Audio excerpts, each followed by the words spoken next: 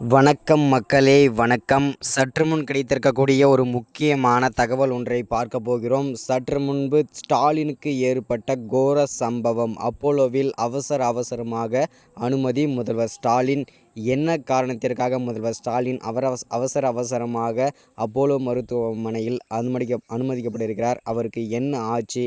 அவருக்கு என்ன கோர சம்பவம் நடைபெற்றிருக்கின்றதான் இந்த ஒரு வீடியோவில் தெளிவாகவும் துல்லியமாகவும் பார்க்க போகிறோம். அதற்கு முன்பு இதற்கான காரணம் யார், அது இல்லாமல் பார்க்கலாம். ஸோ அதற்கு முன்பு நமது சேனலுக்கு நீங்கள் புதிய பார்வையாளராக இருப்பதற்கு வாய்ப்புகள் நிறையவே இருக்கிறது. ஸோ முடிஞ்ச அளவுக்கு எல்லோரும் மறக்காமல் நமது அரசியல் நியூஸ் சேனலை சப்ஸ்கிரைப் பண்ணிக்கொள்ளுங்க. சப்ஸ்கிரைப் பண்ண உடனேயே பக்கத்திலே ஒரு பெல் பட்டன் வந்துடும். அதை கிளிக் பண்ணி ஆல்ன்ற ஆப்ஷனில் போட்டு வச்சுக்கோங்க. தொடர்ந்து நம்ம வீடியோ போட்டோம்னா உங்களுக்கு நோட்டிஃபிகேஷன் வந்துடும். அதை பார்த்து நீங்கள் தெரிஞ்சுக்கலாம் இன்றைக்கி என்ன அரசியல் நியூஸ், இன்றைக்கி என்ன அரசியல் அப்டேட்டுன்றதை தெளிவாகவும் துல்லியமாகவும் தெரிஞ்சுக்கலாம். ஸோ அது மட்டும் இல்லாமல் மறக்காமல் லைக் பண்ணுங்கள், ஷேர் பண்ணுங்கள். ஓகே, வாங்க வீடியோக்குள்ளே போகலாம்.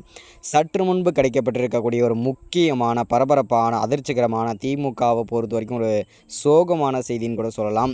திமுகவிற்கு தலைவராகவும் தமிழகத்திற்கு முதல்வராகவும் திகழ்ந்து கொண்டு வந்த ஆலமரமாக நின்று கொண்டிருந்த முதல்வர் ஸ்டாலின் தற்போது சரிந்திருக்கிறார். கோர சம்பவம் நடைபெற்றிருக்கு முதல்வர் ஸ்டாலினுக்கு. அவருக்கு பார்த்திங்கன்னா என்ன ஆச்சுன்றதான் கேட்டுகிட்டே இருந்தீங்க.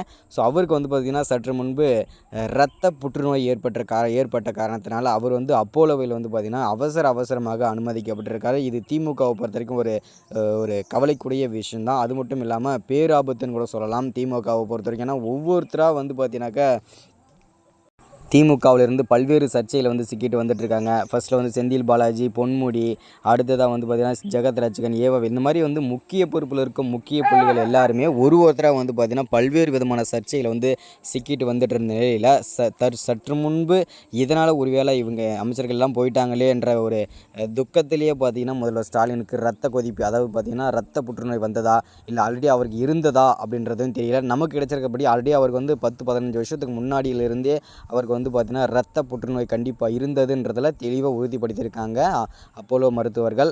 ஸோ இதுலேருந்து என்ன தெரியுது அப்படின்னா அவருக்கு உயிருக்கு எந்த விதமான ஆபத்தும் கிடையாது. அவருக்கு பார்த்திங்கனாக்கா ரத்த புற்றுநோய் இருப்பது உறுதிப்படுத்திட்டாங்க அப்போலோ மருத்துவர்கள்.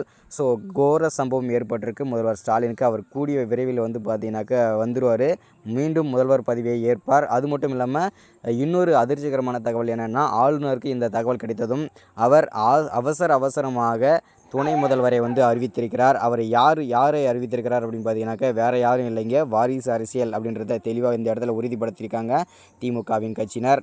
ஸோ அவருடைய விளையாட்டுத்துறை அமைச்சராக இருந்த உதயநிதியை தான் துணை முதல்வராக போட்டிருக்காங்க. தொடர்ந்து இதை பற்றின விசாரிப்போம், தெளிவாக வைக்கலாம். தேங்க்யூ.